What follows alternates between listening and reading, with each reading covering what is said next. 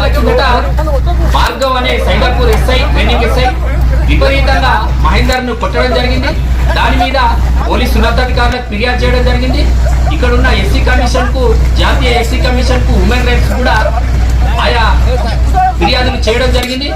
మేము 20 రోజులు గడిచినా కూడా ఇప్పటికీ కూడా ఎలాంటి చర్య తీసుకోకపోవడం పోలీస్ డిపార్ట్మెంట్ చాలా బాధాకరం. మేము ఒకటే అడుగుతున్నాం, ఆయనే కొట్టిందని సాక్ష్యాలు చూపిస్తూ, కర్ణబేరీలు వగిలినని సాక్ష్యాలు చూపిస్తూ, ఆయన కొట్టిన వీపు మీద కొట్టిన దెబ్బల సాక్ష్యాలు చూపించినా కూడా ఇప్పటికీ కూడా చర్యలు తీసుకోకపోవడము, అది దాంట్లో ఏమో రహస్యం ఉందో ఇది ప్రజలకు తెలియాలని మేము ఆయనే కొట్టే వీడియో సేకరించడం. ఎస్ఐ గారు ఎన్ని తిట్టుకుంటూ కొడుతున్నాడో ఒక్కసారి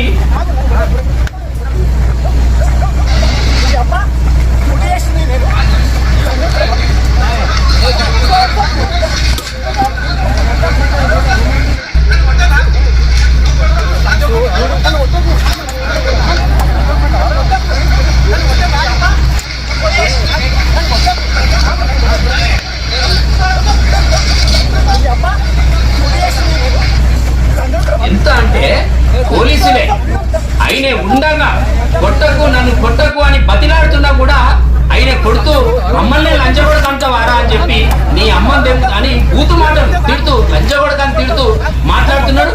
అంటే ఎస్ఐగా మీకు ఏం రైట్స్ ఉన్నాయని ఆయన ఏమన్నా అని ఉంటే, మీకు బూతు మాట ఏమన్నా అని ఉంటే, డ్రంక్ అండ్ డ్రైవ్ కేసులో మీరు కొట్టే హక్కు ఎవరిచ్చిందని మేము అడుగుతున్నాం.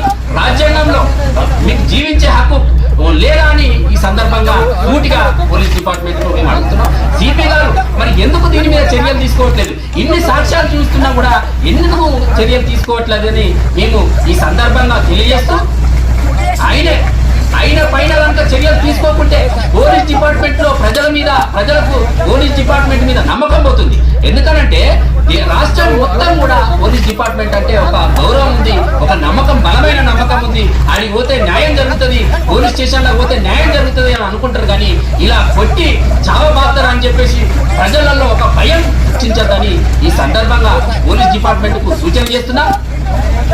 ప్రజలను రక్షించవలసిన పోలీసులే విపరీతంగా కొడుతుంది. డ్రంక్ అండ్ డ్రైవ్ లో దొరికితే నువ్వు కేసు పెట్టు. ఆయన తాగలే బై మిస్టర్ తాగిండని అనుకుందాం, అంతే కేసు పెట్టు, జైలు పంపు. దీన్ని ఏమైనా మిస్బిహేవ్ చేస్తే ఇంకో సెక్షన్ పెట్టి జైలు పంపనుంటే నీకు కొట్టే హక్కు ఎవరిచ్చారు? అంటే కొట్టుకుంటా పోతాంటే ఇట్లా పడుకుంటా మా తాతగారిని కొట్టిండ్రు, మా అయ్యలను కొట్టిండ్రు, ఈ రోజు మమ్మల్ని కూడా కొట్టే పరిస్థితి వచ్చిందంటే అంటే ఎస్సీ ఎస్టీ బీసీలకు బ్రతకడమే అంటే క్వశ్చన్ చేసే హక్కు లేదా?